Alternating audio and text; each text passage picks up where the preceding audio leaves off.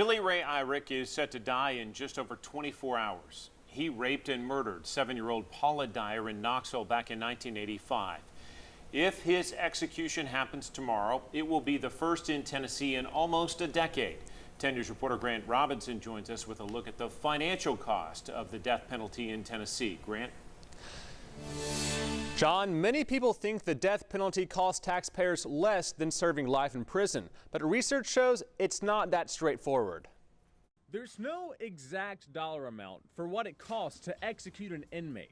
It's a fallacy that executions are cheaper. A 2004 analysis by the Tennessee Comptroller's Office is the most recent data we have on the cost of the death penalty. It found death penalty trials cost almost 50% more than a trial where prosecutors seek life in prison. It's a fact that former state Supreme Court Justice Penny White says is often overlooked.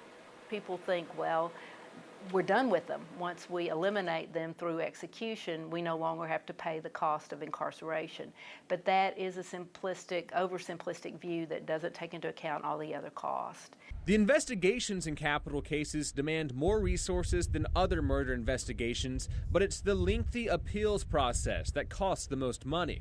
There are 12 steps of appeals a convict can pursue before execution. The truth is they can be used in any case that raises a constitutional issue.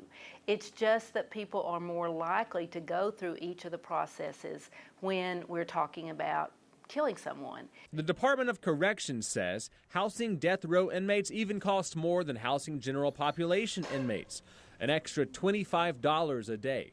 I think when we talk about costs, we also have to talk about benefits. States that have repealed the death penalty have actually seen a decrease in their homicide rates, and there's absolutely no information to suggest that the death penalty in any way deters violent crime.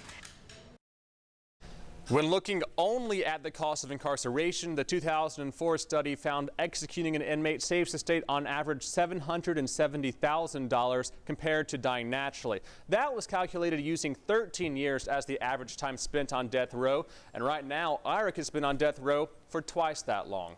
Robin?